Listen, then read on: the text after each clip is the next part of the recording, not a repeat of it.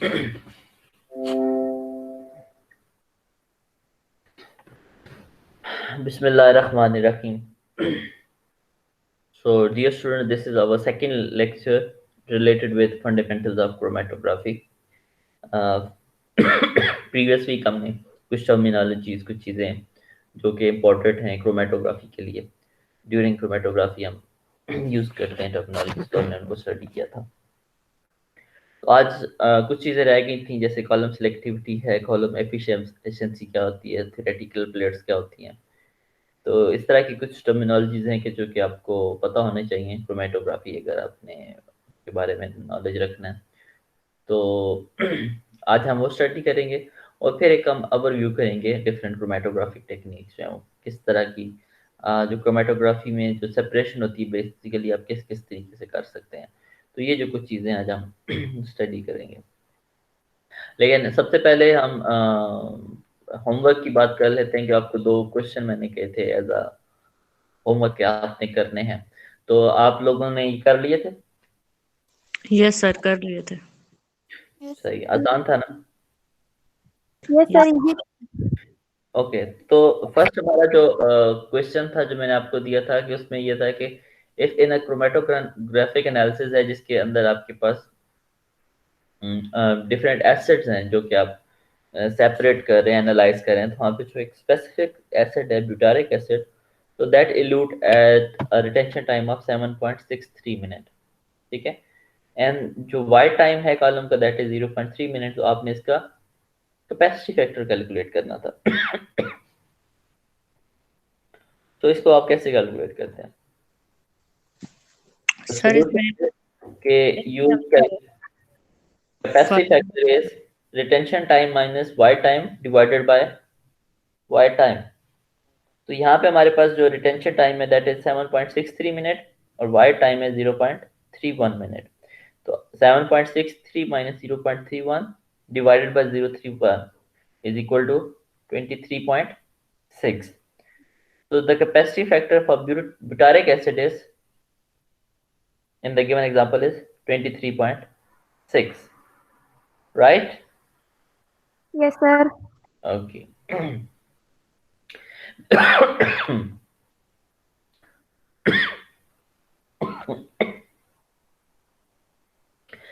Then we will move to our second question जो आपको कहा था करने का कि in a chromatographic analysis of lemon oil, a peak for limonene has a retention time of 8.36 minutes, while that of terpene has a retention time of 9.54 minutes. And जो baselines हैं the respectively वो limonene के लिए 0.96 है और terpene के लिए 0.64 है। तो हमने क्या करना है, हमने रेजोल्यूशन कैलकुलेट करनी है दोनों पीक की तरह। तो ये हम कैसे करेंगे? सर हम लोग फॉर्मूला अप्लाई करेंगे रेजोल्यूशन का, जिसमें हम retention time B minus retention time of A करेंगे और फिर डिवाइड बाय 0.5 इंटू विड्थ जो है वो की उसे प्लस करेंगे बी में, तो हमारे पास ठीक है, in this way right.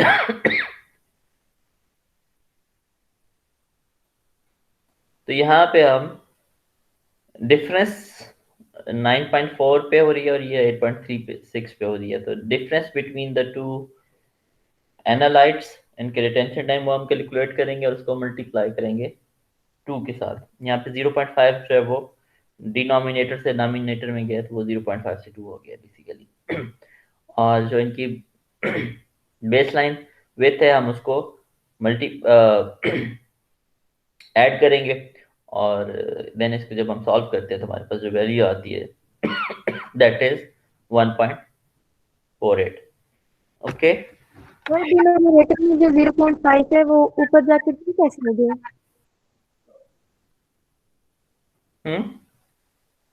Sir denominator में जो 0.5 था वो नोमिनेटर में 42 कैसे हो गया? बच्चे वो 1.0 1 ओवर 0.5 का मतलब कितना होता है? ओके ओके ठीक है।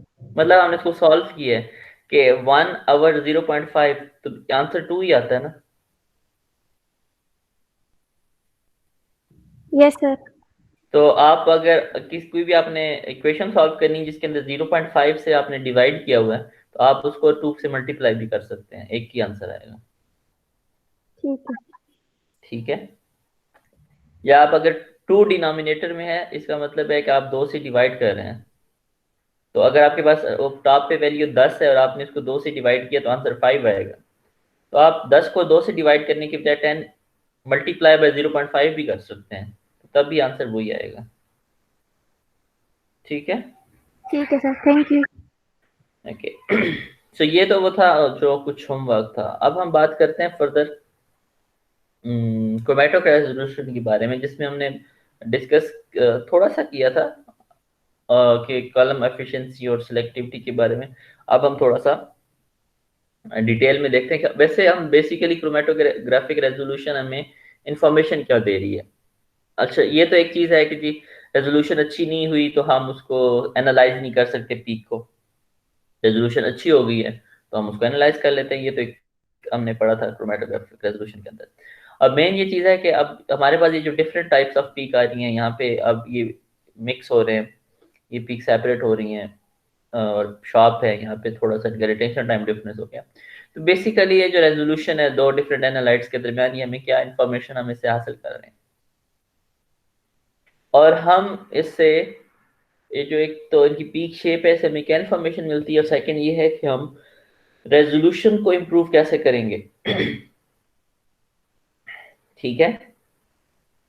अब अगर हम कहते हैं कि जी रेजोल्यूशन इंप्रूव होती है कि या तो पीक्स शार्प हो या उनके दरमियान रिटेंशन टाइम बढ़ जाए, तो अब ये तो इससे रेजोल्यूशन इंप्रूव हो जाती है, लेकिन ये हम काम करेंगे कैसे कि उसकी पीक्स शार्प हो जाएं या उसकी पीक्स जो है उनमें रिटेंशन टाइम जो है वो डिफरेंस हो जाए।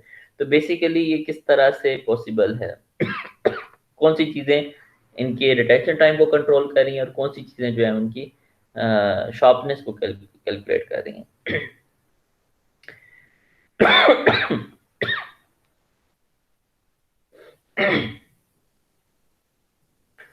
तो जब हम इस इन डायग्राम्स को देखते हैं तो हमारे पास हम देखते हैं कि this is diagram number A, और यहाँ पे जो दो पीक्स हैं वो आपस में यहाँ पे मिक्स हो रही हैं, तो यहाँ पे जो आपका एनालिसिस है वो आप प्रॉपर नहीं कर सकते,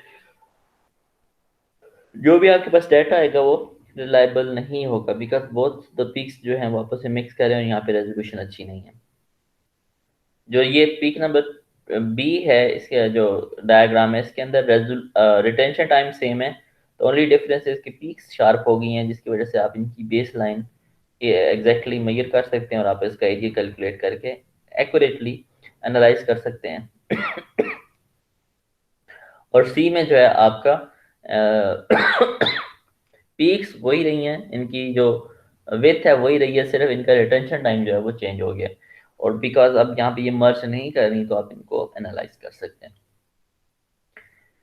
तो सबसे पहले हम बात करते हैं कॉलम एफिशिएंसी की। ये जो पीक्स यहाँ पे सेम रिटेंशन टाइम है और यहाँ पे पीक्स जो हैं ये शार्प आई हैं और यहीं पे रेजोल्यूशन इसकी अच्छी है और ये सेपरेट हो गई हैं, दैट बेसिकली हम इसको कहते हैं कि कॉलम की एफिशिएंसी क्या है। अगर हम यहाँ पे बात करें तो यहाँ पे हम कहते हैं कि कॉलम की एफिशिएंसी कम है, और यहाँ पे हम कहते हैं कि कॉलम की एफिशिएंसी ज़्यादा है, इस वजह से पीक्स सेपरेट हो गई हैं। और यहाँ पे रिटेंशन टाइम कम था, यहाँ पे जो सी है इसके अंदर रिटेंशन टाइम बढ़ गया, तो इसको हम कहते हैं कि कॉलम की सिलेक्टिविटी जो है वो डिफरेंट है। तो यहाँ पे हम बेसिकली दो टर्म यूज कर रहे हैं, एक कॉलम एफिशिएंसी है कि जो पे डिटरमिन करेगी कि पीक आपकी कितनी शार्प है, और एक कॉलम सिलेक्टिविटी है जो कि डिटरमिन कर रही है कि आपका जो इंडिविजुअल एनालाइट्स है इनके दरमियान कितना डिफरेंस है रिटेंशन टाइम्स का। ठीक है। तो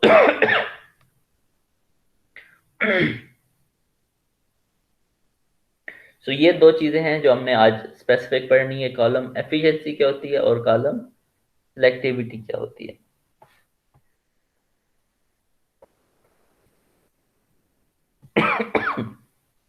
सबसे पहले हम बात करते हैं कॉलम सिलेक्टिविटी की।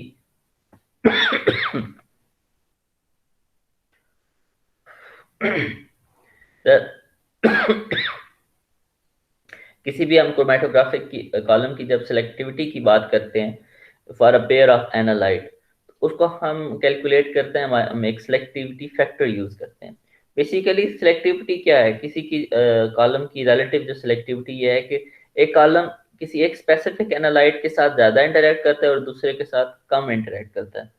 अगर तो एक कॉलम जो है आपने उसमें से दो एनालाइट पास किए हैं और उसकी उनके साथ सिलेक्टिविटी एक जैसी है, उसके साथ इंटरेक्शन एक जैसी है, तो दोनों एक ही टाइम पे लूट होंगे। अगर उनके कॉलम जो है वो डिफरेंटली इंटरेक्ट करता है, वो हाईली सिलेक्टिव है एक एनालाइट के लिए और दूसरे के साथ उसकी इंटरेक्शन कम है, तो यहाँ पे जो सिलेक्टिविटी डिफरेंस आ जाएगा कॉलम का दोनों एनालाइट के लिए, तो जिसके साथ उसकी इंटरेक्शन कम है, जिसके लिए वो सिलेक्टिव नहीं है, वो पहले लूट होगा, और जिसके साथ उसका इंटरेक्शन ज्यादा है वो लेट लूट होगा। अब यहाँ पे डिपेंड करता है वो कितना सिलेक्टिव है। अगर तो सिलेक्टिविटी डिफरेंस ज्यादा होगा कॉलम का फॉर एनालाइट, तो वहां पे जो आपके रिटेंशन टाइम है वो उतना उनमें गैप आएगा। अगर सिलेक्टिविटी डिफरेंस कम होगा तो दोनों जो पीक्स हैं उनके अंदर जो गैप आएगा टाइम का, जो रिटेंशन टाइम गैप होगा वो कम हो जाएगा। तो बेसिकली जो सिलेक्टिविटी फैक्टर हम यूज करते हैं ये चेक करने के लिए कि कॉलम की सिलेक्टिविटी कितनी है फॉर बोथ। और यहाँ पे जो सिलेक्टिविटी हम कैलकुलेट करते हैं that is through selectivity factor, और सिलेक्टिविटी फैक्टर को हम कैलकुलेट करते हैं जो अल्फा है हमारे पास, that is basically capacity factor of B divided by capacity factor of A. The capacity factor हमने ऑलरेडी पढ़ा है कि that is basically detention time minus void time. So अगर आपके पास दो एनालाइट हैं जिनके आपने कैलकुलेट करना है सिलेक्टिविटी के कॉलम में, इसकी सिलेक्टिविटी कितनी है फॉर बोथ द एनालाइट, तो वो हम इस फॉर्मूले से कैलकुलेट करेंगे कि जो एनालाइट हायर टाइम पे लूट हो रहा है वो हम टॉप पे रखेंगे, और जिसका टाइम रिटेंशन टाइम कम है वो हम डिनोमिनेटर में रखेंगे, और T R minus T M divided by T R minus T M. तो वो इससे हम कैलकुलेट करते हैं कि सिलेक्टिविटी। तो यहाँ पे मतलब डिनोमिनेटर में हमने वही रखना है जिसका रिटेंशन टाइम कम है। जैसे हमने पहले डिस्कस किए कि अगर रिटेंशन टाइम एक जैसा है, दिस इज ये भी एक हो जाएगा। ये जब हम कैपेसिटी फैक्टर अगर हम सेम वैल्यू यहाँ पे यूज कर रहे हैं, तो यहाँ पे हमारे पास फॉर एग्जांपल हम 4-2 कर रहे हैं, तो यहाँ पे 4-2 हो जाएगा अगर एक ही टाइम पे लूट हो रहे हैं, तो 2/2 इज इक्वल टू 1। तो अगर आपके पास सेलेक्टिविटी फैक्टर 1 आ रहा है, तो इसका मतलब है कि जो आपके सलूट है वो एक ही टाइम पे लूट करेंगे, एक ही टाइम पे लूट करें तो वहाँ पे तो सेपरेशन हो ही नहीं रही, ठीक है। और अगर हमारा सिलेक्टिविटी फैक्टर एक से ज्यादा है, तो इसका मतलब है कि there is some difference in the column selectivity. तो वहाँ पे क्योंकि नॉमिनेटर में एक जो एनालाइट है उसकी जो सिलेक्टिविटी है विल शो कि इतने टाइम जो है वो ज्यादा है as compared to the second analyte which is in the denominator. Example करते हैं ताकि थोड़ा सा ये क्लियर हो जाए।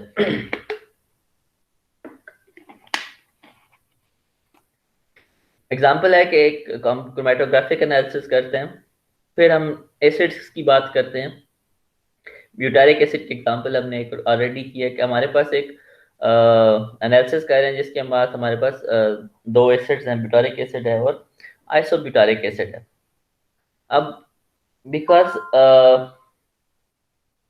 These are similar kind of compound, तो इनका जो बेसिकली तो जो इल्यूशन डिपेंड कर रहा होता है कि आपका जो एनालाइट वो किस टाइप का है, तो उसकी इंटरेक्शन किस तरह से हो रही है आपके कॉलम के साथ। तो बिकॉज दोनों जो है इनमें थोड़ा सा डिफरेंस है ब्यूटारिक एसिड और आइसोब्यूटारिक एसिड के दरमियान, तो इनके दरमियान जो रिटेंशन टाइम है वो उसमें भी डिफरेंस बहुत ज्यादा नहीं होना चाहिए। तो यहाँ पे जो इनका रिटेंशन टाइम डिफरेंस है that is 7.63 for butyric acid and 5.98 मतलब तकरीबन 6 मिनट है उसके लिए आइसोब्यूटारिक एसिड के लिए, तो डिफरेंस इज अराउंड 1.65 मिनट्स। और जो कॉलम का वाई टाइम है ये दैट इज 0.31 मिनट। तो इसमें हमने क्या मालूम करना है, हमने सिलेक्टिविटी फैक्टर जो है वो कैलकुलेट करना है अल्फा फॉर दीज एनालाइट्स। तो यहाँ पे हम क्या करेंगे, selectivity factor is basically the ratio of capacity factor for both. तो सबसे पहले हम जो हमारे पास ब्यूटारिक एसिड है इसका कैपेसिटी फैक्टर मालूम करेंगे, T R minus T M over T M, तो 7.63 था, वाई टाइम 0.31 मिनट है। और जब हम इसको डिवाइड करेंगे वाई टाइम के साथ तो हमारे पास जो इसका कैपेसिटी फैक्टर आता है इसकी वैल्यू आती है 23.6, राइट। और जो आइसोब्यूटारिक एसिड है जब हम उसकी बात करते हैं वहां पे क्योंकि हमारे पास रिटेंशन टाइम जो है वो उसका कम है तो that is 5.98 minute, Y time तो सेम है। तो जब इसको हम सॉल्व करेंगे तो हमारे पास वैल्यू आ जाएगी 18.3 and then by using this capacity factors तो हम सिलेक्टिविटी फैक्टर कैलकुलेट करेंगे, that is 23.6 divided by 18.3 is equal to 1.29। तो जब हम सेपरेट कर रहे हैं किसी भी स्पेसिफिक क्रोमेटोग्राफिक कॉलम के ऊपर ब्यूटारिक एसिड को और आइसोब्यूटारिक एसिड को, तो इसका जो हम जो कैपेसिटी फैक्टर है दैट इज अराउंड 1.3, ठीक है। सो जो सिलेक्टिविटी फैक्टर है, so by using this actually equation so we can know कि इनके दरमियान जो रिटेंशन टाइम है वो कितना डिफरेंट है। अब अगर ये इंफॉर्मेशन हमारे लिए इम्पोर्टेंट होती है और हम आगे चल के जब न्यू एनालिसिस करते हैं तो उसके अंदर हम इसको यूटिलाइज कर लेते हैं। जहाँ पे फॉर एग्जांपल अगर उनकी सिलेक्टिविटी कम है, इतना डिफरेंस नहीं है, और जो हमारे पास ये जो सिलेक्टिविटी फैक्टर कम आता है तो उसको हम डिफरेंट वे से फॉर एग्जांपल हम इम्प्रूव करने का एक तरीका ये होता है कि हम कॉलम लेंथ, अगर हमारे पास कॉलम ज़्यादा लेंथ का पड़ा था वो यूज़ कर सकते हैं। नॉर्मली फिर हम एक ही लेंथ की कॉलम यूज़ कर रहे होते हैं तो वहाँ पे फिर हमारे पास ऑप्शन ये होता है कि अगर उसकी सिलेक्टिविटी कम है और डिफरेंस कम आ रहा है तो वहाँ पे हम ये करते हैं कि हम जो उसका फ्लो रेट होता है हम उसको कम कर देते हैं ताकि इसका रिटेंशन टाइम इंक्रीज हो जाए और दोनों जो पीक्स हैं वो जो है वो उनके दरमियान जो डिस्टेंस है वो ज़्यादा हो जाए और वो सेपरेट हो जाए। तो ये था सिलेक्टिविटी फैक्टर जो कि डिटरमिन करता है कि उसका रिटेंशन टाइम में कितना डिफरेंस है। दूसरी चीज हमने डिस्कस की थी जो कॉलम एफिशिएंसी है कि जो कि ये डिटरमिन करती है कि पीक्स कितनी शार्प होती हैं और या पीक्स कितनी ब्रॉड आती हैं।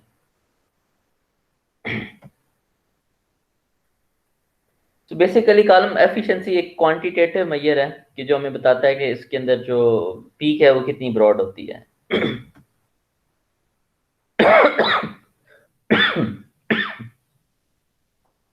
तो जब हम किसी भी क्रोमेटोग्राफिक एनालिसिस की बात करते हैं तो हमारे पास जो कॉलम होता है हम उसको हाइपोथेटिकली एक जिस तरह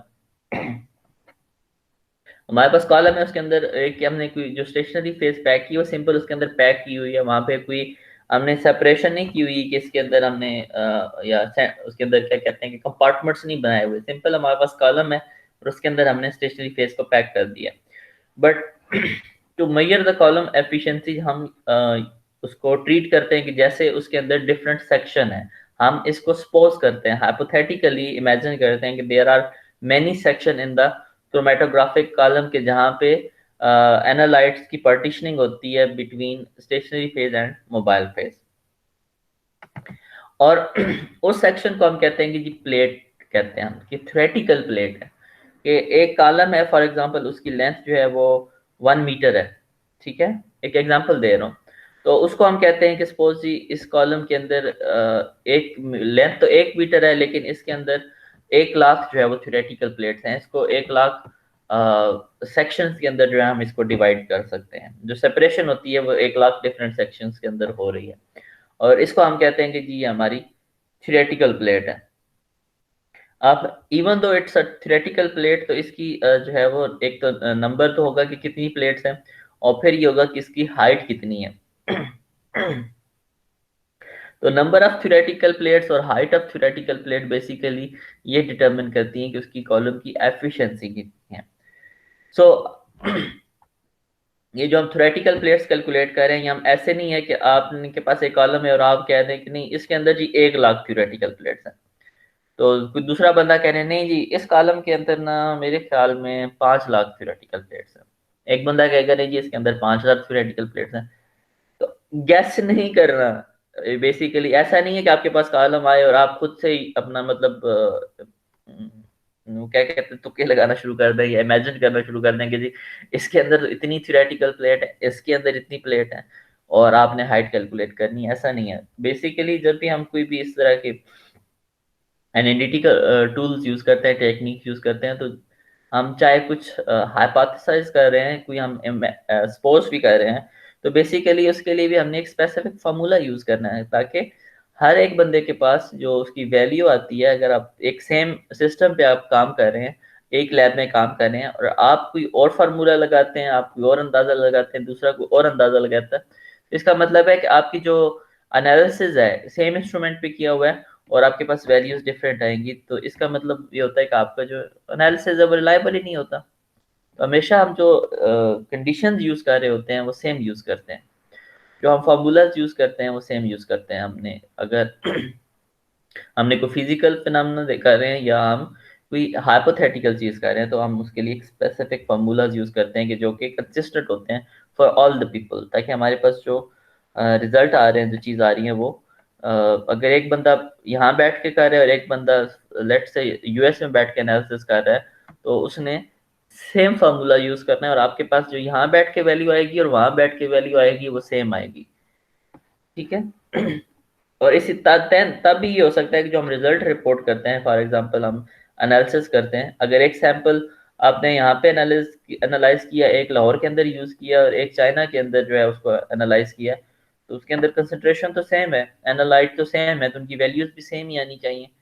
तो वो तभी सेम आएंगी कि हम हर जगह पे सेम जो है वो प्रोटोकॉल्स और सेम ये जो फार्मूलाज है वो यूज कर रहे हैं। तो हम अभी देखेंगे कि अभी थ्योरेटिकल प्लेट्स और जो कॉलम इसकी जो विथ है वो हम थ्योरेटिकल प्लेट की जो हाइट है वो हम कैसे कैलकुलेट करते हैं।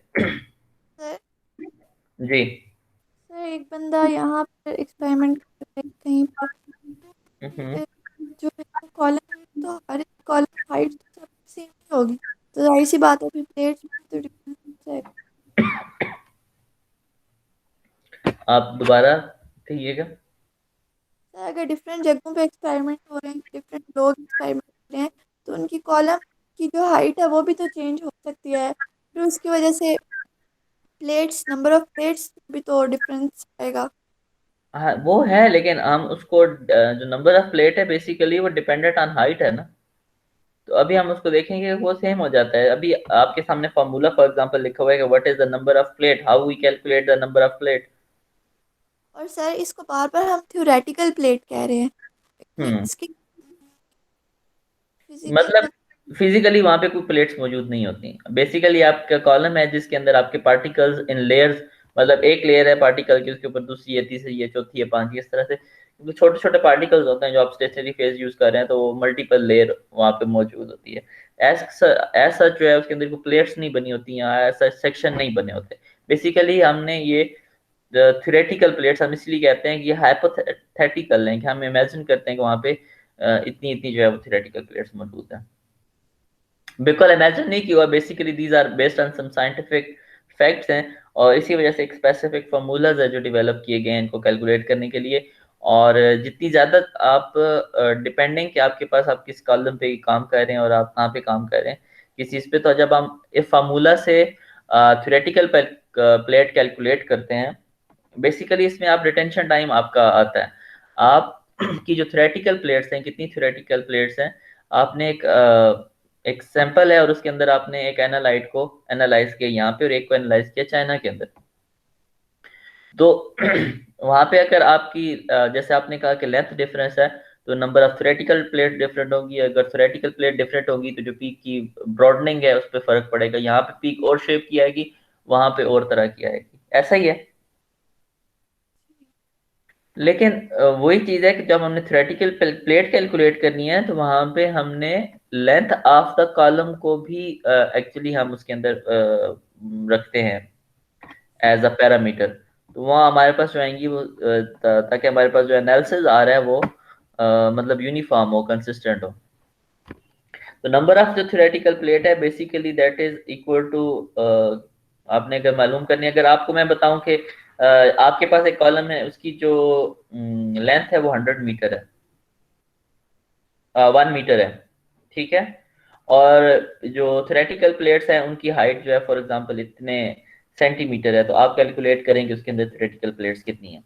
और सेकंड ऑप्शन ये है कि आपके पास अगर हाइट मौजूद है और आपके पास जो कॉलम है फॉर एग्जांपल उसकी जो लेंथ है वो 1 मीटर की बजाय वो 0.5 मीटर है, तो उसके अंदर अगर आप जब उसको डिवाइड करेंगे हाइट ऑफ थ्योरेटिकल प्लेट से, तो ऑलरेडी जो नंबर ऑफ प्लेट की प्लेट्स हैं वो हाफ हो जाएंगी, क्योंकि ये बेसिकली डिपेंड कर रहा है कि आपका जो कॉलम है उसकी लेंथ कितनी है और थ्योरेटिकल प्लेट की हाइट कितनी है। अगर आपके पास नंबर ऑफ थ्योरेटिकल प्लेट ज्यादा होंगी किसी भी कॉलम के अंदर, जितनी ज्यादा थ्योरेटिकल प्लेट होंगी उसकी एफिशिएंसी उतनी ज्यादा होगी और पीक्स उतनी शार्प आएंगी, ठीक है।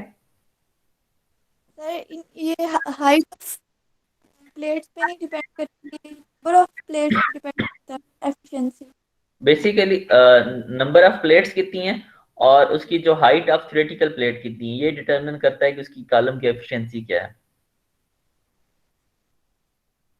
और इसके अंदर जो कॉलम की लेंथ है, जो कॉलम की हाइट है, दैट इज इम्पोर्टेंट। जितनी ज्यादा हाइट होती है और बेसिकली हम आगे जाके इसको डिस्कस करेंगे कि सिर्फ हाइट डिपेंड नहीं कर रही, लेंथ डिपेंड पे हम डिपेंड नहीं कर रहे कॉलम के, there are other factor as well, कि उसके अंदर जो कंपोजिशन है वहाँ पे जो फंक्शनल ग्रुप है वो कितने होमोजीनियस हैं, that also actually is a factor, ठीक है। हम नेक्स्ट स्लाइड में पढ़ते हैं, अभी हम इसको देखते हैं, एक एग्जांपल करते हैं कि आपको आइडिया हो कि बेसिकली हम कॉलम जो एफिशिएंसी है इसको कैलकुलेट कैसे करते हैं। तो नंबर ऑफ थ्योरेटिकल प्लेट्स हैं इन अ क्रोमेटोग्राफी कॉलम, इसको कैलकुलेट करने के हमारे पास दो मेथड हैं, ठीक है, दो डिफरेंट फार्मूला हैं। पहला फार्मूला जो है हमारे पास that is n is equal to 16 और हमारे पास ब्रैकेट में है रिटेंशन टाइम। कोई भी आपके पास एनालाइट है, आपने उसका रिटेंशन टाइम मालूम किया और डिवाइडेड बाय विथ, और इसका आप जो है वो स्केल ले लेंगे। और दूसरा फार्मूला है जहाँ पे हमारा यहाँ पे विथ जो है वो हाफ है, W1/2 है, और यहाँ पे हम 5.545 मालूम जो हमारे पास वैल्यू है जिसे हम इसको मल्टीप्लाई करते हैं। So this is the actually universal दोनों फार्मूला हैं जो आपके कहीं भी आपने नंबर ऑफ थ्योरेटिकल प्लेट्स इसी के अंदर इसी के साथ कैलकुलेट करनी है। अगर तो आपको वैल्यू दी जाती है रिटेंशन टाइम की और आपको बेस लाइन जो है, जो पीक की बेस है वहां पे जो कितनी विड्थ है वो आपको बताई जाती है। आप बेसिकली आपके पास दो इंफॉर्मेशन है, एक तो ये है कि एनालाइट का रिटेंशन टाइम कितना है और एनालाइट कितनी ब्रॉड है, कितनी उसकी जो ब्रॉडनेस कितनी ज्यादा, वो शार्प पीक है या ब्रॉड पीक है। तो वो जो बेस लाइन पे उसकी जितनी भी विड्थ है अगर आपको वो बताई गई है और रिटेंशन टाइम है, तो वहां से आप इस फार्मूला के थ्रू जो है वो number of theoretical plates calculate कर लेंगे। अगर पीक शार्प होगी इसका मतलब है कि यहाँ पे W की वैल्यू कम होगी, जब यहाँ पे वैल्यू कम होगी तो नंबर ऑफ थ्योरेटिकल प्लेट्स उतनी ज्यादा होगी। तो जितनी पीक शार्प है इतना इसका मतलब है कि उसकी थ्योरेटिकल प्लेट ज्यादा है। अगर पीक ब्रॉड है तो ये पीक डिनोमिनेटर की वैल्यू ज्यादा हो रही है, तो यहाँ पे वैल्यू बेसिकली कम आएगी, तो नंबर ऑफ थ्योरेटिकल प्लेट्स जो है वो डेफिनेटली कम होगा। तो जो नंबर ऑफ थ्योरेटिकल प्लेट्स हम कैलकुलेट कर रहे हैं basically it's depending on two things, एक तो रिटेंशन टाइम है और एक विड्थ ऑफ द पीक्स है। और अगर आपके पास जो पीक की विड्थ आपने कैलकुलेट की है या आपको जो वैल्यू प्रोवाइडेड है that is at the half जो हाइट है पीक की, वहां पे अगर उसकी विड्थ वो है तो वहां पे फिर आप ये वाला फार्मूला यूज करते हैं। बेसिकली ये डिपेंड कर रहे हैं फार्मूला कि आप बेस लाइन विड्थ यूज कर रहे हैं या आप 50% हाइट पे जो है वो यूज कर रहे हैं, ठीक है। तो हमारे पास अब एक एग्जांपल आ गई है फिर से इसको सॉल्व करते हैं। तो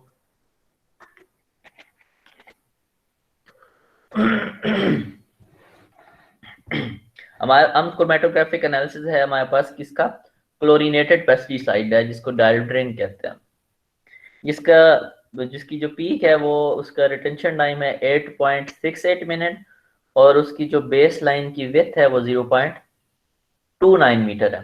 तो ये तो आपके पास इंफॉर्मेशन आ गई, रिटेंशन टाइम क्या है और बेस लाइन की विड्थ क्या है। इससे आपने क्या कैलकुलेट करना है, थ्योरेटिकल प्लेट्स के, इसके अंदर थ्योरेटिकल प्लेट्स कितनी है। तो हमने जो पिछला फार्मूला है वो उसको लगाते हैं और इसको कैलकुलेट करते हैं। लेकिन इसके अंदर एक और चीज भी है कि अगर कॉलम की लेंथ 2 मीटर है, क्योंकि थ्योरेटिकल प्लेट तो आपकी आ गई, अब इसमें ये तो मेंशन नहीं है कि वो कॉलम जो है वो हाफ मीटर लेंथ का है, 1 मीटर का है या 2 मीटर का है। तो कितने वो थ्योरेटिकल प्लेट्स जो है वो कितनी लेंथ के अंदर है, सो उसको आप मालूम करते हैं थ्रू थ्योरेटिकल जो प्लेट की हाइट है। तो सबसे पहले हमने यहाँ पे थ्योरेटिकल प्लेट्स का नंबर कैलकुलेट करना है और उसके बाद हमारे पास जो हाइट, अगर उसकी कॉलम की लेंथ जो है वो 2 मीटर है तो फिर हमने ये कैलकुलेट करना है कि एक थ्योरेटिकल प्लेट की हाइट कितनी है। ओके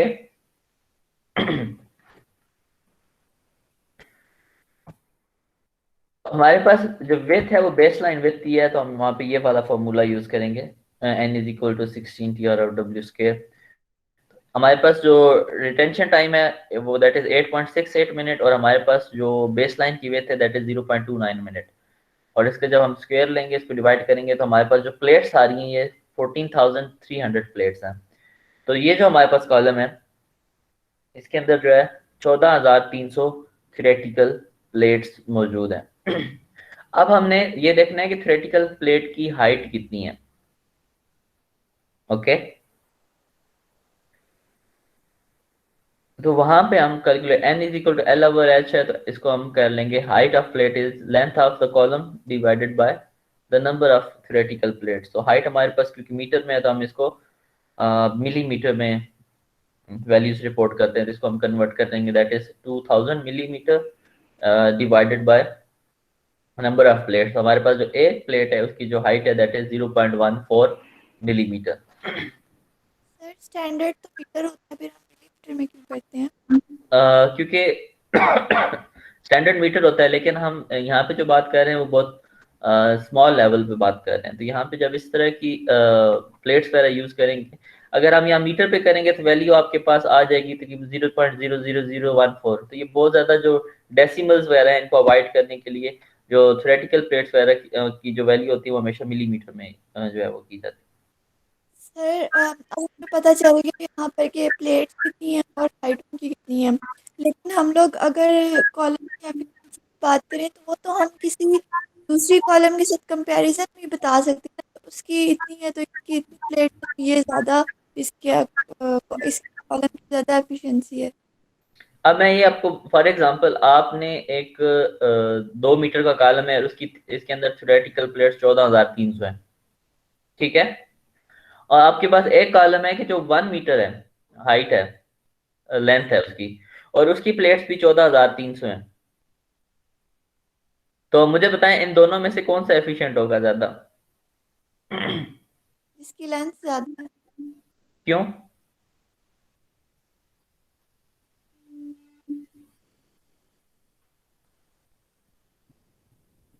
सर फिर हम हाइट को देखेंगे। मैंने आपको एक चीज कही थी कि वहां पे एफिशिएंसी ज्यादा होती है कि जहां पे या तो नंबर ऑफ थ्योरेटिकल प्लेट्स ज्यादा हो या थ्योरेटिकल प्लेट की हाइट कम हो। नंबर ऑफ थ्योरेटिकल प्लेट्स तो सेम है 14,300, हाइट में डिफरेंस होगा क्योंकि आप इसको जब डिवाइड करेंगे तो अगर आपके पास 2 मीटर है तो इसकी हाइट 0.14 है। अगर 1 मीटर के अंदर 14,300 प्लेट्स हैं तो उसकी हाइट 0.07 मिलीमीटर होगी, हाफ होगी उसकी हाइट थ्योरेटिकल प्लेट्स की। तो ये एक सिंपल सी बात है कि अगर आपका कॉलम छोटा है, उसकी लेंथ हाफ है और उसके अंदर same number of theoretical plates हैं, तो इसका मतलब है कि वो कॉलम ज्यादा एफिशिएंट है। अगर कॉलम की लेंथ ज्यादा है तो एक एनालिसिस अगर आप 5 मिनट में कर रहे हैं 1 मीटर वाले कॉलम पे, तो वही एनालिसिस आप करेंगे 10 मिनट में 2 मीटर वाले कॉलम पे। और उसके बावजूद अगर उनके दरमियान डिफरेंस रिटेंशन टाइम का उतना ही आ रहा है, तो इसका मतलब ये है कि आपका जो 1 मीटर का कॉलम है ज्यादा एफिशिएंट है, क्योंकि वो हाफ टाइम के अंदर हमें सेम रेजोल्यूशन दे रहा है ये दूसरा कॉलम 2 मीटर जो है वो 10 मिनट के अंदर हमें सेम सेपरेशन दे रहा है। तो इसमें से कौन सा कॉलम फिर एफिशिएंट हुआ, 1 मीटर वाला या 2 मीटर वाला? जिसकी हाइट जो है वो कम है, जिसकी लेंथ जो है कम है।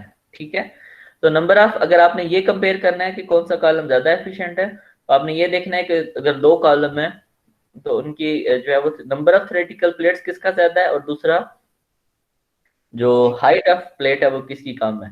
तो ये दोनों चीजें जो है वो डिटरमिन करती हैं उसकी। सर अगर हमें बताना हो किसी एक कॉलम की एफिशिएंसी, उसे कंपेयर ना कर रहे हो किसी और कॉलम के साथ, हम्म।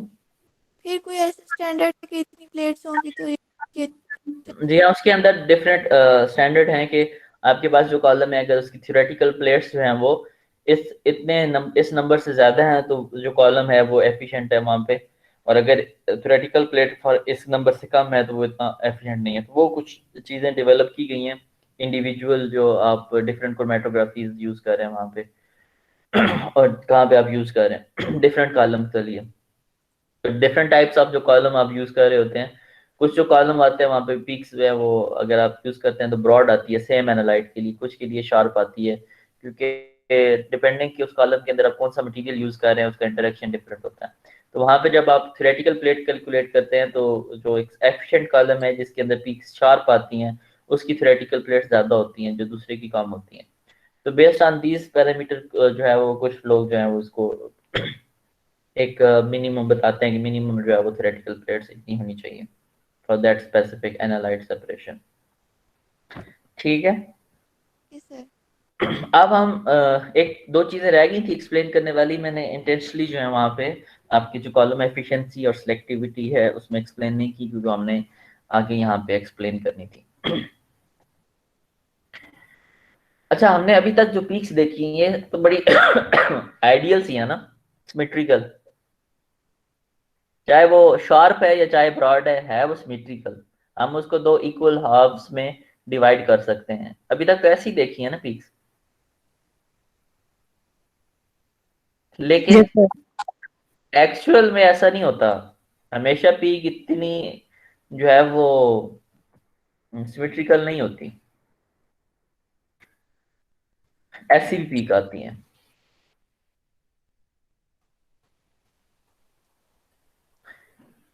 अब यहाँ पे दो चीजें, इस तरह की जो पीक की है जिसके अंदर आप एक स्मूथ जा रहे हैं और फिर मतलब आपने पहले बहुत, अभी पीक आपको शो क्या कर रही है वैसे बेसिकली? फॉर एग्जाम्पल यहाँ पे ये फ्रंट पे बहुत आहिस्ता आहिस्ता जा रही है और फिर ये यहाँ पे, और यहाँ पे अपोजिट है ये। इस पीक का वैसे इस पीक का मतलब क्या है, मुझे अभी तक जरा ये समझ आए आप, कौन बताएगा ये शो क्या कर रही है ये पीक्स?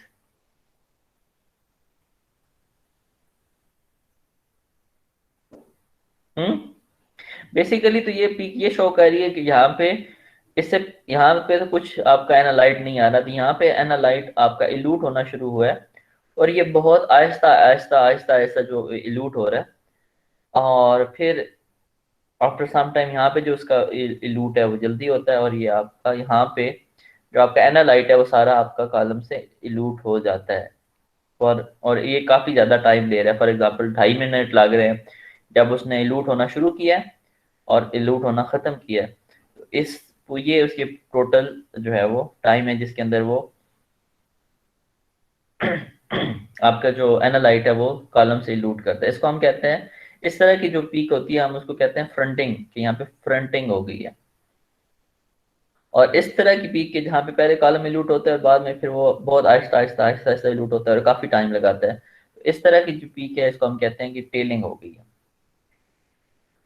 और आपके जो एनालिसिस होता है मोस्टली उसके अंदर फॉर एग्जांपल अगर आपकी एक तो डिपेंड करता है आपके एनालाइट के ऊपर भी। बेसिकली ये जो पीक्स इस तरह की आ रही हैं, there is definitely some interaction of analyte with the column, जिसकी वजह से ये पीक इस तरह की आती हैं।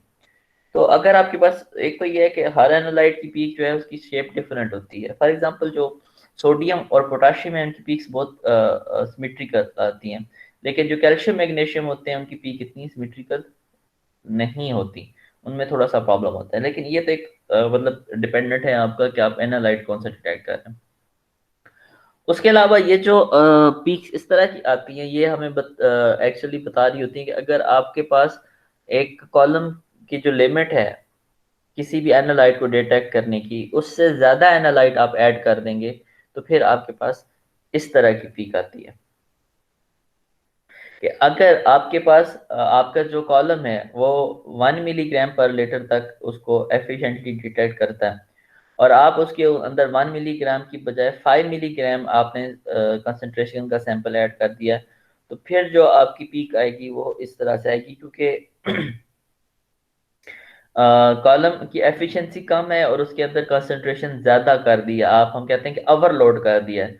इस वजह से जो इल्यूशन होगी उसकी बहुत आहिस्ता आहिस्ता होगी क्योंकि वो बहुत ज़्यादा टाइम लेगी क्योंकि कॉलम इतना एफिशिएंट नहीं है उसको बेसिकली सेपरेट करने में।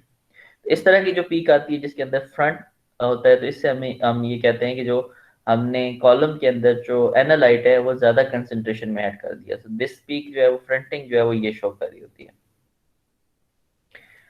यहाँ पे जो पीक है फॉर एग्जांपल यहाँ पे तो शार्प जा रही थी और फिर जब यहाँ पे फाइनल इल्यूशन है तो यहाँ पे पीक जो है वो बहुत ये स्लोप सी बन गई और वो एफिशिएंट मतलब नहीं यहाँ पे सेपरेशन हुई और ये सिमेट्रिकल बेसिकली यहाँ पे आना चाहिए था इसको, और ये जो है यहाँ पे इनिशियली ठीक गई और बाद में जो है वो इसकी जो इल्यूशन है वो ऐसे स्लोप में आई है। तो ये बेसिकली ये शो कर रहा है कि जो आपका कॉलम है उसके अंदर जो आपकी साइट्स हैं, एक्टिव साइट हैं, जो भी फंक्शनल ग्रुप लगा हुआ है, उनमें से कुछ साइट्स जो है एक तो वो होमोजीनियस नहीं है, कुछ साइट जो है वो आपके एनालाइट के साथ ज़्यादा इंटरेक्ट कर रही हैं और कुछ साइट्स जो हैं वो कम इंटरेक्ट कर रही हैं। तो उसमें अगर तो आपकी जो साइट्स हैं वो एक जैसी हों स्टेशनरी फेज के साथ, तो वो एनालाइट के साथ रिएक्ट करेंगी क्योंकि उनकी स्ट्रेंथ एक जैसी है, तो वो एक साथ ही जो है वो मोस्टली आपका जो एनालाइट है वो उसमें से इल्यूट करेगा। लेकिन अगर फॉर एग्जांपल कुछ साइट्स हैं उनकी जो एनालाइट के साथ इंटरेक्शन है वो डबल है as compare to other side, for example कहीं पे आपके पास जो आयन है वो फॉर एग्जांपल कहते हैं सोडियम है और जो आपके पास एक्टिव साइट्स हैं कहीं पे -1 चार्ज है, कहीं पे -2 चार्ज है। अब जो -1 चार्ज है वो उसका इंटरेक्शन सोडियम के साथ कम होगा क्योंकि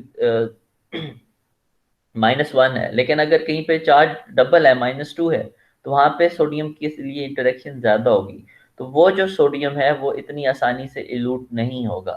तो अगर आपके पास जो कॉलम है उसके अंदर होमोजीनियस की बजाय हेट्रोजीनियस साइट हैं जिनकी इंटरेक्शन डिफरेंटली वो कर रहे हैं आपके एनालाइट के साथ, तो फिर आपके पास पीक इस तरह आएगी क्योंकि जहाँ पे आपकी इंटरेक्शन कम करेंगे एनालाइट वो एक शार्प लाइन में इल्यूट हो रहे हैं और फिर ये जो एनालाइट हैं बेसिकली ये वहाँ पे ज़्यादा टाइम स्टे कर रहे हैं, इस वजह से उनको इल्यूट करने में जब वो ज़्यादा टाइम लग रहा है तो आपके पास जो पीक्स आएंगी वो इस तरह की ब्रॉड आएंगी। ठीक है, तो ये आपके पास एक्चुअली जब आप क्रोमेटोग्राफिक कॉलम यूज़ कर रहे हैं तो इस तरह के प्रॉब्लम आते हैं। जो पहला प्रॉब्लम है अगर इस तरह का आता है तो इसका मतलब है कि आपकी कंसंट्रेशन सही नहीं है, तो आपका एनालिसिस बेसिकली ठीक नहीं है, तो आप मोस्टली सैंपल को डाइल्यूट करके फिर एनालाइज करते हैं, ऐसे एनालाइज नहीं करते क्योंकि ये जो है एक स्पेसिफिक जो इसकी लिमिट होती है उसके ऊपर आप करेंगे तो फिर इसकी जो पीक है जो एरिया है वो ऐसा इंक्रीज नहीं होता, बल्कि जस्ट ये इसकी जो वो कहते हैं कि इल्यूशन टाइम है ये इंक्रीज होता है, तो आपको एक्चुअल वैल्यू नहीं मिलती। तो हम अभी बात कर रहे हैं इल्यूशन प्रॉब्लम्स की।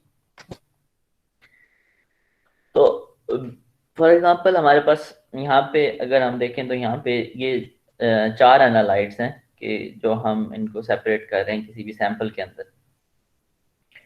तो यहाँ पे बेसिक अगर आप देखें तो ये जो 2 पीक्स हैं ये सेपरेट नहीं हो रही, तो इनकी रेजोल्यूशन को बेहतर करने के लिए हम इसको एनालाइज करते हैं मोस्टली। अगर हम करेक्शन उसकी कंडीशन को इस तरह से चेंज करते हैं एनालिसिस के कि इनका जो रिटेंशन टाइम है वो बढ़ जाए, तो जब रिटेंशन टाइम इंक्रीज करेंगे इनका तो डेफिनेटली इनका भी इंक्रीज होगा। तो यहाँ पे मोस्टली आपके पास सेपरेशन तो अच्छी हो जाएगी बट जो इसका रिटेंशन टाइम है वो इंक्रीज हो जाएगा, और जब रिटेंशन टाइम इंक्रीज करते हैं तो ये जो पीक्स आपस में मर्ज कर रही थी ये तो सेपरेट हो जाती हैं, लेकिन जो ऑलरेडी आपको मतलब नॉर्मल सेपरेशन हो रही होती है, तो वो पीक्स जो है वो ब्रॉड होना शुरू हो जाती हैं।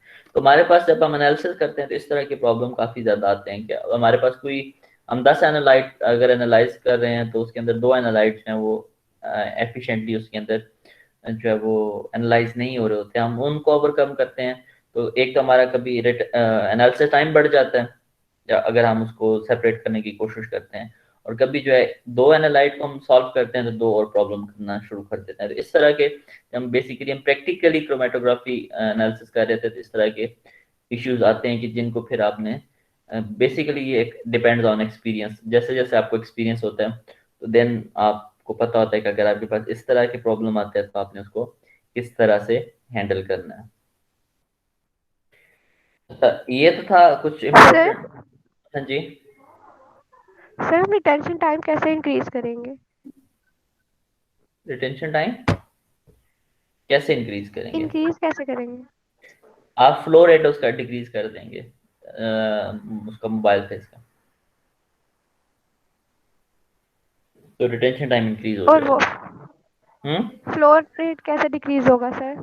फ्लो रेट डिक्रीज करने के लिए जितनी भी आपकी क्रोमेटोग्राफी बेसिकली कॉलम होते हैं या ऑटोमेटेड होते हैं, वहाँ पे आप उसको बता देते हैं आपने फ्लो रेट फिक्स होता है, एक कांस्टेंट फ्लो रेट पे उसके अंदर से इल्यूशन हो रहा होता है, उसमें से पास हो रही होती है। तो फॉर एग्जांपल हमने रखा होता है कि 1 ml 1 ml जो है उसमें से पास होता है 1 मिनट के अंदर कॉलम में, तो हम उसको 0.5 ml कर देंगे कि अब 0.5 ml पर मिनट उसमें से फ्लो, उसका फ्लो रेट जो है वो आधा हो जाएगा और रिटेंशन टाइम जो है वो डबल हो जाएगा। ठीक है। नेक्स्ट हमने कुछ क्रोमेटोग्राफिक टेक्निक्स है, हमने इनको ओवरव्यू करना है। तो सबसे पहले जो क्रोमेटोग्राफिक टेक्निक है जो सबसे ज़्यादा यूज भी होती है उसको हम कहते हैं एड्सॉर्प्शन क्रोमेटोग्राफी। ठीक है, एड्सॉर्प्शन क्रोमेटोग्राफी के अंदर बेसिकली मोस्टली ये लिक्विड सॉलिड एड्सॉर्प्शन टेक्निक है, जहाँ पे आप लिक्विड मोबाइल फेज तो यूज़ कर रहे होते हैं, आपके पास स्टेशनरी फेज जो है वो सॉलिड होती है। एब्जॉर्प्शन क्रोमेटोग्राफी में क्या होता है कि आपके पास जो स्टेशनरी फेज है, एक सॉलिड स्टेशनरी फेज है, उसके ऊपर सल्यूट्स जो हैं वो फिजिकली या केमिकली जो है उसके ऊपर एड्जॉर्ब हो जाते हैं।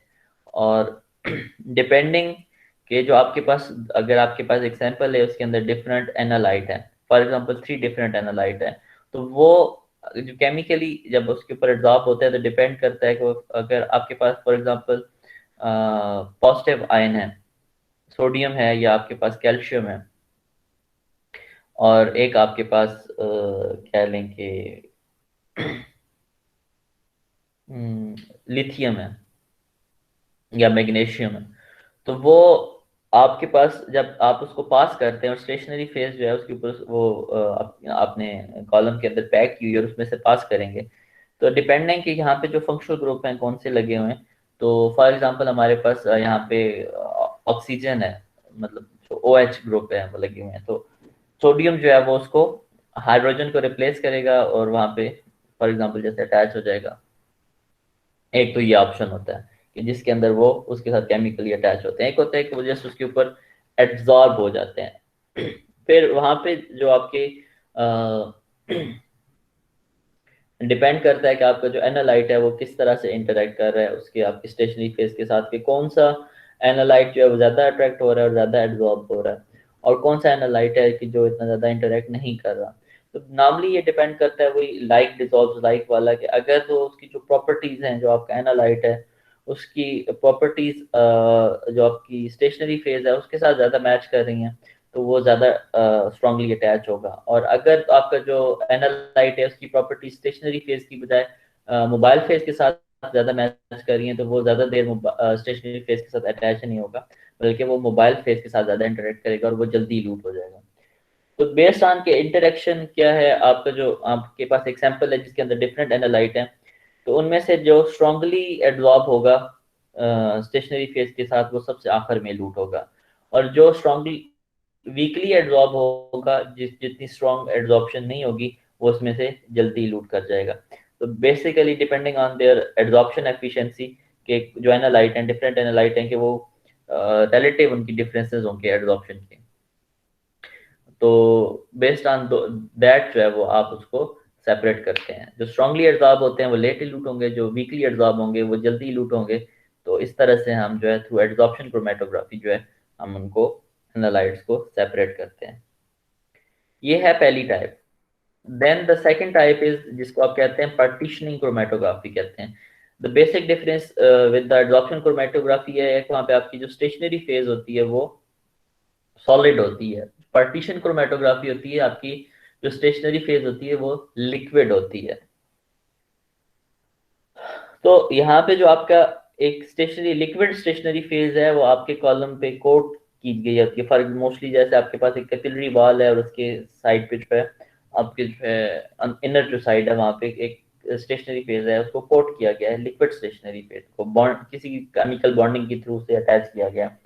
और आप उसमें से जब एनालाइट पास करते हैं, जो मोबाइल फेज उसके अंदर से पास हो रही है, तो बेसिकली यहाँ पे लिक्विड लिक्विड जो है वो सेपरेशन होती है। तो इस वजह से इसको जो लिक्विड सेपरेशन है हम पार्टीशनिंग कहते हैं। तो मोबाइल फेज भी आपके पास लिक्विड है और स्टेशनरी फेज एक लिक्विड है जो कि अटैच है उसके साथ आपकी कोई भी सॉलिड स्पॉट है जो कॉलम है। तो जब आप उसमें से मोबाइल फेज पास करेंगे तो जो एनालाइट मोबाइल फेज के साथ ज्यादा यहाँ पे जो आप पार्टीशनिंग क्रोमेटोग्राफी करते हैं तो बेसिकली यहाँ पे डिफरेंस आता है पोलर और नॉन पोलर का। तो क्योंकि वही लाइक डिजॉल्व लाइक वाली बात है। फॉर एग्जांपल आपकी स्टेशनरी फेज जो है वो पोलर है और आपकी जो मोबाइल फेज है वो नॉन पोलर है। तो आप जब नॉन पोलर मोबाइल फेज के अंदर एनालाइट हैं और जब उसमें से पास करते हैं तो क्योंकि स्टेशनरी फेज आपकी पोलर है तो जो पोलर सल्यूट हैं उसके अंदर मौजूद होंगे एनालाइट होंगे तो वो मोबाइल फेज के साथ इंटरेक्ट करने की बजाय वो क्योंकि पोलर हैं तो वो पोलर स्टेशनरी फेज के साथ जो है वो वहाँ पे इंटरेक्ट करेंगे और वहाँ पे अटैच हो जाएंगे। तो वो जो है वो फिर लेट इल्यूट करेंगे और जो मीडियम पोलैरिटी के होंगे वो वहाँ पे उनका रिटेंशन टाइम जो वो दरमियाना होगा और जो कि बहुत वीकली पोलर होंगे या नॉन पोलर होंगे वो ज़्यादा इंटरेक्ट करेंगे मोबाइल फेज के साथ तो वो जल्दी इल्यूट हो जाएंगे। तो बेसिकली जो हमारी सेपरेशन हो रही है क्रोमेटोग्राफी के अंदर बेसिक उसका एक सिंपल जो मेन थिंग ये है कि आपके पास जो एनालाइट है, आपके पास एक सैंपल है उसके अंदर 5 डिफरेंट एनालाइट है और आपने उनको सेपरेट करना है। तो क्रोमेटोग्राफी के अंदर बेसिकली ये है कि चाहे वो स्टेशनरी फेज आपकी लिक्विड है सॉलिड है, आगे 2 टाइप्स हम और भी देखेंगे। तो मेन ये होता है कि आपका जो एनालाइट है उसने डिफरेंट वे में इंटरेक्ट करना है आपकी स्टेशनरी फेज के साथ। जो भी एनालाइट कम इंटरेक्ट करेगा वो मोबाइल फेज के साथ पहले निकल जाएगा और सेपरेट हो जाएगा। जो एनालाइट ज्यादा इंटरेक्ट करेगा स्टेशनरी फेज के साथ वो ज्यादा देर वहां पे स्टे करेगा और वो लेट इल्यूट होगा। और जो एनालाइट बहुत ज्यादा इंटरेक्ट करेगा स्टेशनरी फेज के साथ जिसकी इंटरेक्शन बहुत ज्यादा होगी वो वहां पे मैक्सिमम टाइम जो है वो वहां पे स्टे करेगा स्टेशनरी फेज के साथ और वो सबसे आखिर में इल्यूट होगा उसमें से। So based on these actually interaction of analyte with the stationary phase कि वो कितनी डिफरेंट जो एनालाइट हैं वो कितनी स्ट्रांगली इंटरेक्ट कर रहे हैं स्टेशनरी फेज के साथ, उनके जो रिलेटिव डिफरेंस होते हैं उनकी बेस पे वो डिफरेंट टाइम पे इल्यूट करते हैं कॉलम से। तो इस बेस पे हम उनको सेपरेट करते हैं। फॉर एग्जांपल हम आयन एक्सचेंज क्रोमेटोग्राफी है जिसको यूज किया जाता है। तो यहाँ पे सिंपल फिनोमिना ये है कि आपके पास जो सॉलिड स्पॉट है उसके ऊपर हम डिफरेंट एनायनिक या कैटायनिक फंक्शनल ग्रुप जो है उसके ऊपर अटैच किए जाते हैं। तो अगर एनायन एक्सचेंज क्रोमेटोग्राफी या कैटायन एक्सचेंज क्रोमेटोग्राफी तो डिफरेंट तरह के कॉलम होते हैं, कुछ पे एनायनिक ग्रुप होते हैं, कुछ कॉलम पे कैटायनिक ग्रुप होते हैं। और यहाँ पे जब हम उसमें से एनालाइट को पास करते हैं तो बेस्ड ऑन जो सॉल्यूट्स हैं उनके ऊपर कितना चार्ज है, उनका साइज कितना है, तो based on size and charge of the analyte जो है हम उसकी सेपरेशन करते हैं। फॉर एग्जांपल यहाँ पे अगर पॉजिटिव चार्ज है हम और ये नेगेटिव चार्ज है तो जो एनालाइट है अगर उसने फॉर एग्जांपल हमारे पास जो स्टेशनरी फेज है यहाँ पे आपके पास नेगेटिव फंक्शनल ग्रुप है। फॉर एग्जांपल हम कहते हैं कि SO3 नेगेटिव है। तो यहाँ पे जो आपके एनालाइट गुजर रहे हैं क्योंकि बेसिकली ये सिर्फ कैटायन को रिमूव करेगा, एनायन को तो यहाँ पे नहीं करेगा। तो यहाँ पे जो पॉजिटिव चार्जेस हैं अगर सोडियम है तो वो उसके साथ अटैच होगा और कैल्शियम है तो वो भी इसके साथ अटैच होगा। मैग्नीशियम है वो भी इसके साथ अटैच होगा। तो बेसिकली अटैच तो हर एक सारे एनालाइट, क्योंकि वो पॉजिटिव है और ये नेगेटिव है, तो इसके साथ अट्रैक्ट तो करेंगे, लेकिन डिपेंडिंग कि उनकी इंटरेक्शन कितनी स्ट्रांग है। जो सोडियम है वो इसके साथ इंटरेक्ट करेगा, लेकिन उसकी इंटरेक्शन इतनी स्ट्रांग नहीं होगी जितनी कैल्शियम की होगी, क्योंकि कैल्शियम 2 पॉजिटिव है, तो वो ज्यादा स्ट्रांगली इसके साथ बॉन्ड होगा। तो यहाँ पे अगर हमारे पास सोडियम है तो उसकी जब वो मोबाइल फेस के साथ जल्दी इलूट कर जाएगा, वो थोड़ी देर स्टे करेगा। लेकिन जो कैल्शियम है, क्योंकि वो डाईवैलेंट है, डबल पॉजिटिव चार्ज है, तो वो इसके साथ ज्यादा स्ट्रांग बॉन्ड बनाएगा और वो लेट इलूट होगा। So basically on the difference of interaction, ये जो हमारे फंक्शनल ग्रुप है वहाँ पे अटैच होंगे, तो कितनी स्ट्रांगली इंटरेक्ट कर रहे हैं। और वो बेसिकली दो चीजों पे डिपेंड करता है कि चार्ज कितना है एनाइन का, जो एनालाइट उसमें से पास हो रहे हैं। जो सिंगल चार्ज है तो जल्दी लूट होंगे, जिन पे डबल चार्ज है वो देर से लूट होंगे। फिर डिपेंड करता है कि उनका साइज कितना है। जिसका साइज स्मॉल होगा वो ज्यादा स्ट्रांगली अटैच होगा, और जो जिसका साइज बड़ा होगा वो वीकली अटैच होगा। तो इस बेस पे भी जो है वो सेपरेशन होती है, साइज पे और चार्ज की बेस पे। और चौथी जो इम्पोर्टेंट थिंग है दैट इज जिसकी बेस पे क्रोमेटोग्राफी में हम सेपरेशन करते हैं, हम उसको कहते हैं size exclusion chromatography. Size exclusion chromatography जैसे के नाम से पता चल रहा है कि यहाँ पे जो सेपरेशन होती है एनालाइट की, basically that is dependent on the size of the analyte. क्या आपने एक सैंपल है, उसके अंदर 5 डिफरेंट एनालाइट हैं जिनका साइज डिफरेंट है, थोड़ा बहुत जो है उसकी डिफरेंस है। तो यहाँ पे जो है वो साइज एक्सक्लूजन क्रोमेटोग्राफी के अंदर जो सेपरेशन हो रही होती है, बेसिकली वो साइज की बेस पे हो रही होती है। तो जो यहाँ, अच्छा यहाँ पे एक बड़े मजे की चीज है कि जो हमें थोड़ा सा लगता है कि आपके पास फॉर एग्जांपल एक सैंपल है जिसके अंदर 2 एनालाइट हैं, एक का साइज कम है और एक का साइज बड़ा है, तो पहले कौन सा इल्यूट होगा उसमें से?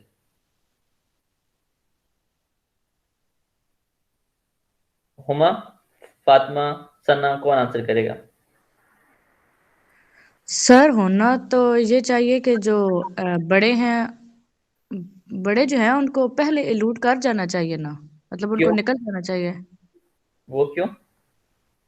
क्योंकि सर बड़े हैं ना, तो मतलब वो आसानी से उनको निकलना चाहिए ना।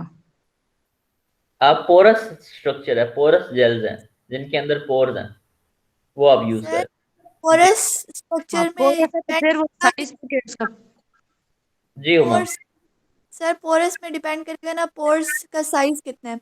हम्म। अगर पोर्स का साइज स्मॉल है तो जाहिर सी बात है जिनका साइज स्मॉल होगा वो पहले एल्यूट करेंगे, और जो जिनका साइज ज़्यादा होगा वो नहीं करेंगे।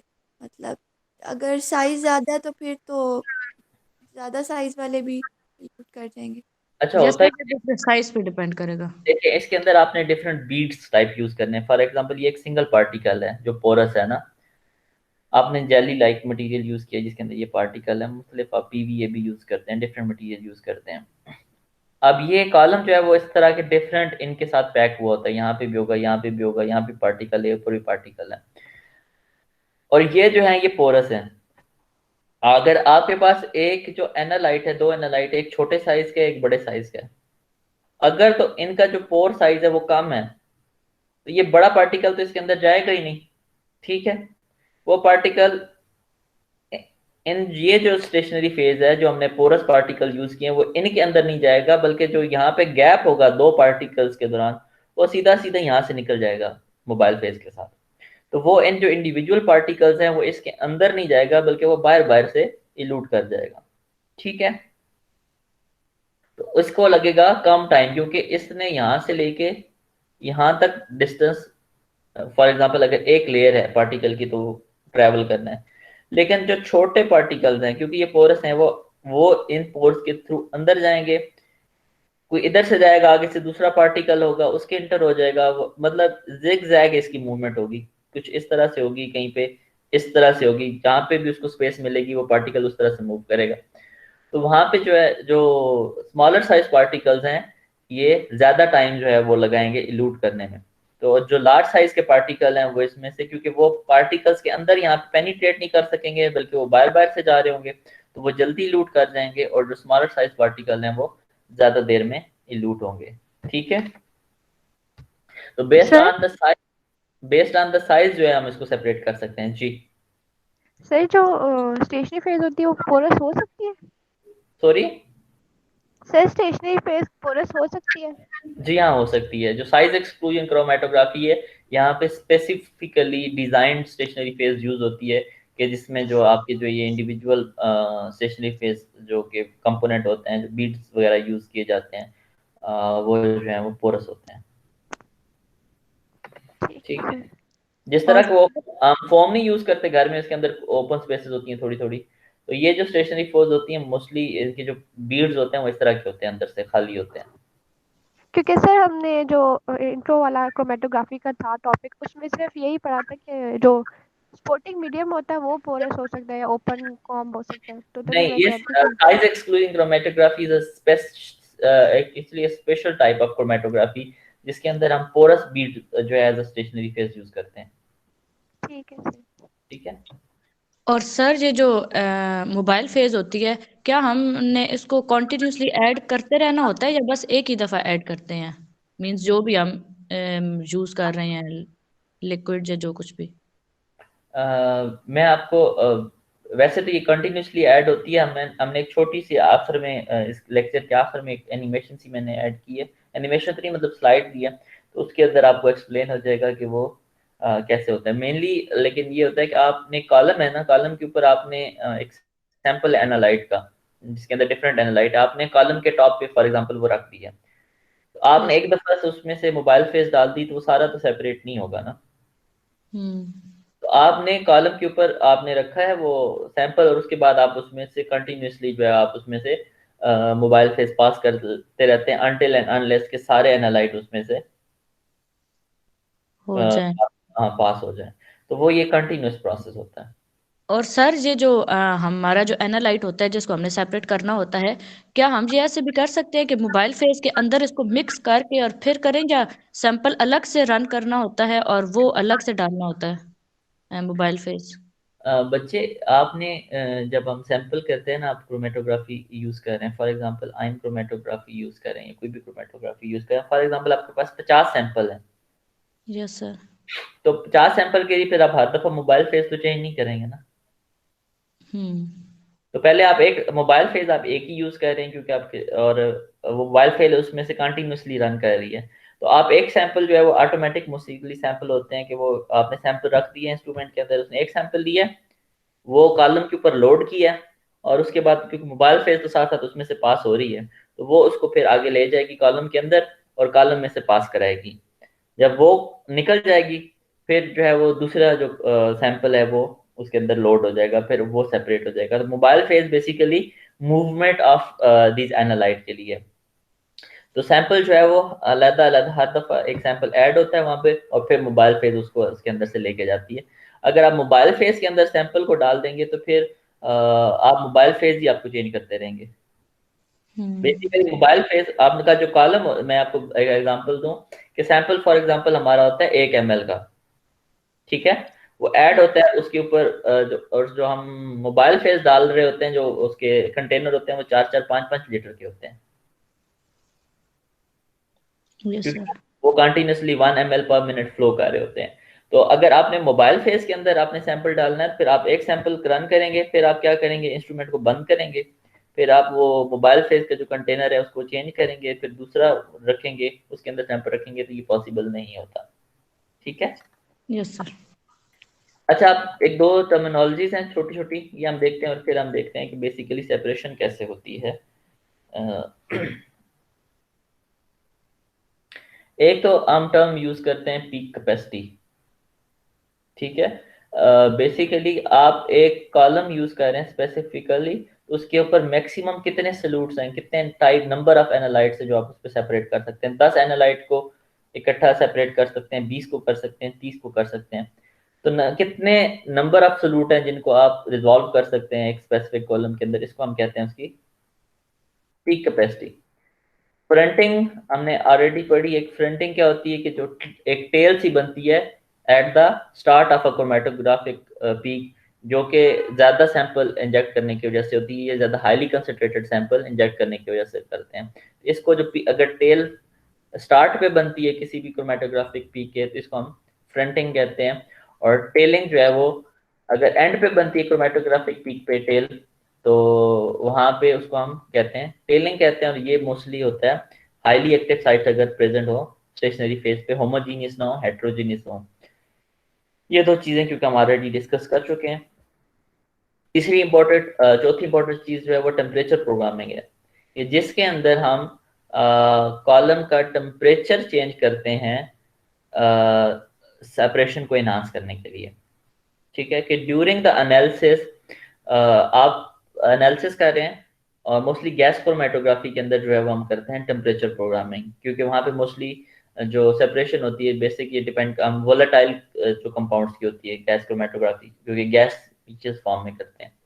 तो वहाँ पे ये होता है कि सेपरेशन को इनहेंस करने के लिए हम टेम्परेचर जो है वो आहिस्ता आहिस्ता इंक्रीज करते हैं ड्यूरिंग द एनालिसिस, और इससे जो है वो सेपरेशन अच्छी होती है।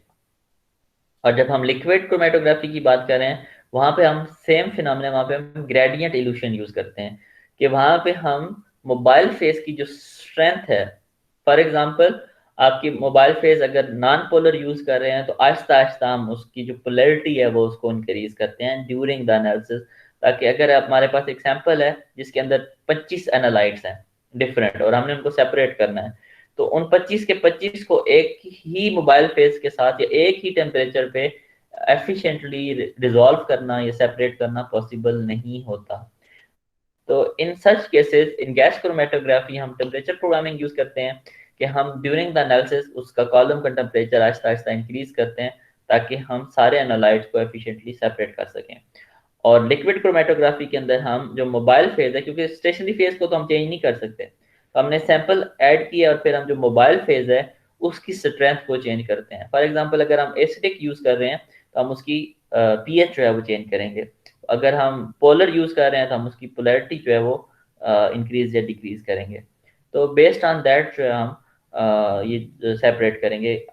बेसिकली ये थोड़ा सी डिटेल फिनोमेना है, हम आगे जब क्रोमेटोग्राफी को गैस क्रोमेटोग्राफी पढ़ेंगे तो वहाँ पे हम टेम्परेचर प्रोग्रामिंग को इंशाल्लाह डिस्कस करेंगे डिटेल में, और जब हम लिक्विड क्रोमेटोग्राफी को आगे आप आज तो सिर्फ ओवरव्यू था, तो हम जब आगे डिटेल में इनको पढ़ेंगे तो वहाँ पे हम ये जो टर्मिनोलॉजीज हैं इनको डिटेल से डिस्कस करेंगे। तो ये कुछ इंपॉर्टेंट टर्मिनोलॉजीज हैं जो आपको पता होनी चाहिए, क्योंकि ये कॉमनली यूज होती हैं क्रोमेटोग्राफी के अंदर।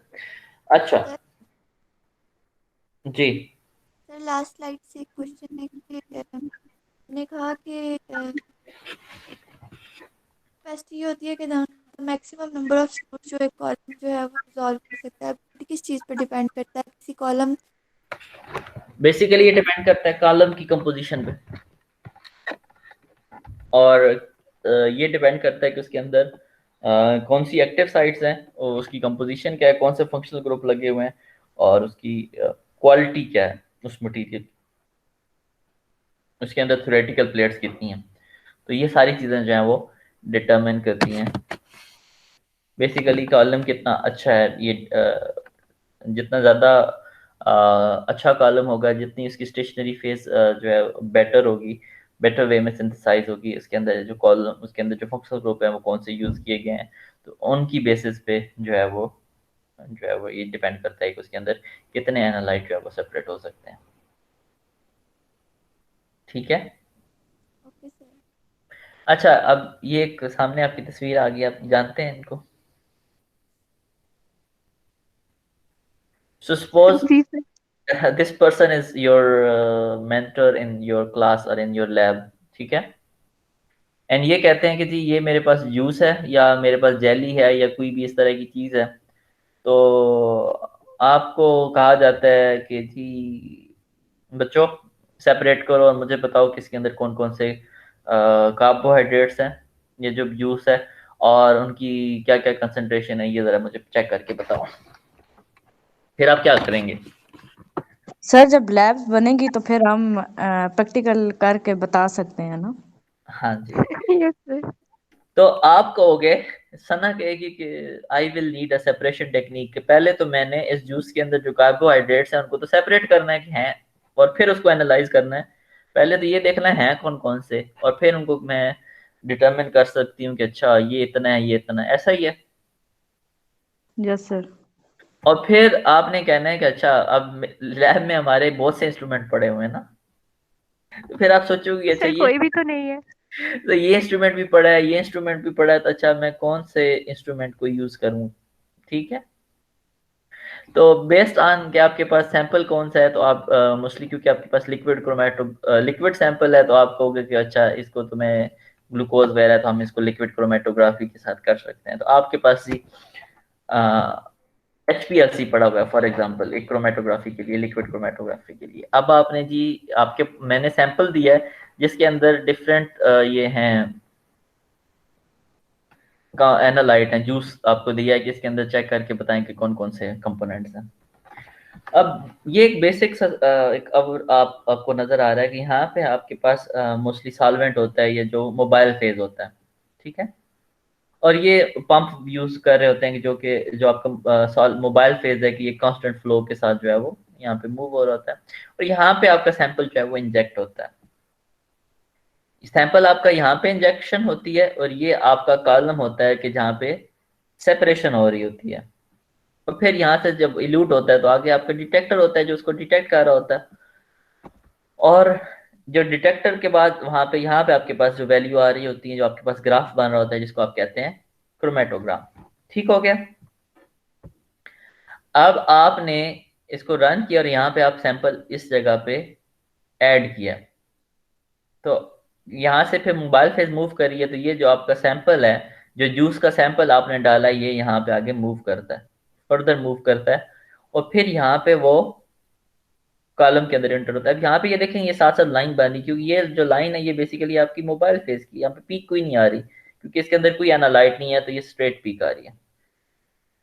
अब ये आपका जो कॉलम है, अब आपके इसके अंदर जब ये सैंपल ऐड हुए, जो आपका सैंपल है, तो वो अब उसके अंदर 6 डिफरेंट कंपोनेंट है या 5 डिफरेंट कंपोनेंट है, तो वो डिफरेंट वे में इंटरेक्ट करेंगे। तो जब ये पास होगा उसके अंदर से, तो एक परमानेंटली अटैच हो जाएगा, एक मतलब ज्यादा स्ट्रांगली अटैच होगा कम, और ये वीकली अटैच होगा, तो ये फिर उस स्पीड से उसमें से पास होंगे। मोबाइल फेज जो है उसको कंटिन्यूसली इसमें से पास हो रही है इस कॉलम के अंदर से, और ये एनालाइट जो मोबाइल फेज फॉर एग्जांपल ये एनालाइट ज्यादा इंटरेक्ट करता है, तो ये जल्दी इसमें से मूव करेगा आगे। Based on their different interaction, आप इनके दरमियान जो है आप देख रहे हैं कि ये स्लो मूव कर रहा है, ये तेज मूव कर रहा है, तो इस बेस पे ये सेपरेट होते हैं। अब ये जो फर्स्ट एनालाइट है, ये ऑलमोस्ट यहाँ पे इल्यूट होने वाला है क्योंकि इसकी इंटरेक्शन कम है यहाँ पे कॉलम के साथ, लेकिन मोबाइल फेस के साथ ज्यादा है, तो ये सबसे पहले यहाँ पे इल्यूट होगी, और ये अभी सेंटर में है, फॉर एग्जांपल ये अभी टॉप पे है। तो यहाँ पे आप देखेंगे कि ये जब कॉलम से निकलेगा यहाँ से, और यहाँ पे फिर जाएगा डिटेक्टर के पास, तो पहला एनालाइट अभी रिमूव होके यहाँ पहुंचा है, बाकी सारे यहाँ पे हैं, तो ये जब उसमें से पास होगा तो ये आपके पास पीक आना शुरू हो जाएगी। और इतनी देर में इनके क्योंकि रिटेंशन टाइम इतना डिफरेंस नहीं था, दो जो एनालाइट हैं वो एक जैसे हैं ऑलमोस्ट, तो साथ ही जो है ये एक इल्यूट होगा और साथ ही दूसरा उसमें से इल्यूट होना शुरू हो जाएगा। अब ये देखें डिटेक्टर तक पहुंच रहा है और साथ साथ आपकी पीक बन रही है। इतनी देर में आपका ये जो थर्ड एनालाइट है ये सेपरेट हो गया, और ये तीनों भी उसमें से आ रहे हैं। अब ये थर्ड जब डिटेक्टर पे पहुंचेगा तो ये यहाँ डिटेक्ट हो गया, उसके बाद फोर्थ, देन फिफ्थ, और ये भी जो सिक्स्थ है ये सबसे आखिर में लूट होगा।